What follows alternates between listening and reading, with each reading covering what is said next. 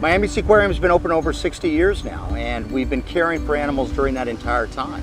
And a very important component of caring for animals is the rescue, rehabilitation, and release of wild animals that come into our facility in need of care. Many people ask you, well, what exactly is the 3 R's, as we call them, the rescue, rehabilitation, and release of animals? And it really varies, and it can vary from an individual calling us on a stranded turtle on the beach to bringing that animal in and growing it up, all the way to rescues that involve planes and trains and having to fly to other countries or states to bring animals back for their rehabilitation. Good. Excellent job. We have a group of individuals that are designated specifically for the rescue and rehabilitation and release of animals. Now, this is an experienced team that involves animal caregivers, divers, veterinarian staff, and this staff is ready 24 hours a day, 7 days a week, 365 days a year.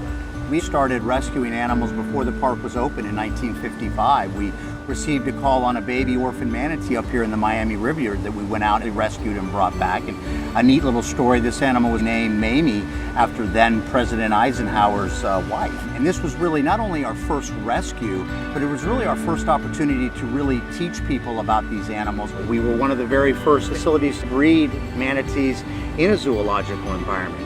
We founded the milk that's currently used worldwide for the rehabilitation of young orphan manatees that are actually lost from their mother.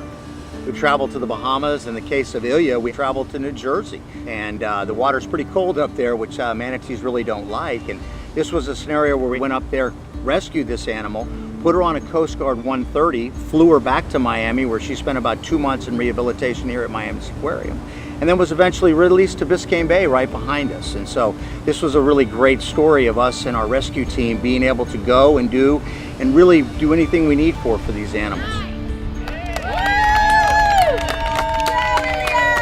We're often asked, what are these animals suffering from when they come to Miami Seaquarium? And when you talk about the manatees, there's really 3 big causes why they come into our facility. 1 is cold stress, 2 is boat strikes, and 3 is entanglement. And there was an animal by the name of Venus that actually came into our facility, and her flipper was so entangled in fishing line that we unfortunately had amputated to save her life.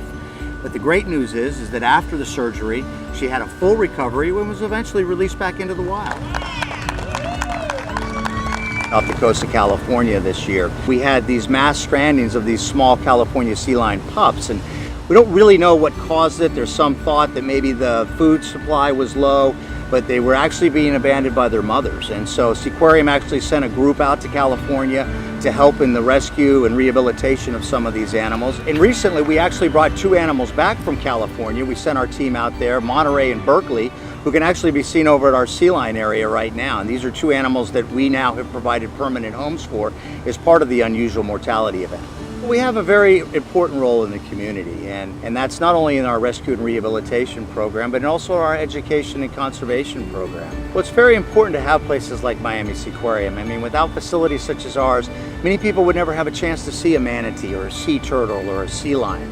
And it's hopefully through these experiences that they learn about these animals and understand how they can help these animals in the wild. And I'm a very fortunate individual to actually have the job that I have. I mean, it's a very rewarding job when you talk about rescue, rehabilitation, and release. I mean, we actually go out and find these animals, we'll rescue them when they're in a time of need, we'll bring them back into our facility, we'll nurture them back to health, and then eventually get to release them. And I mean, it's such a gratifying feeling, not just for myself, but our entire team here. I mean, we are committed to animals. That's what we are, that's who we are, and that's what we do today and tomorrow.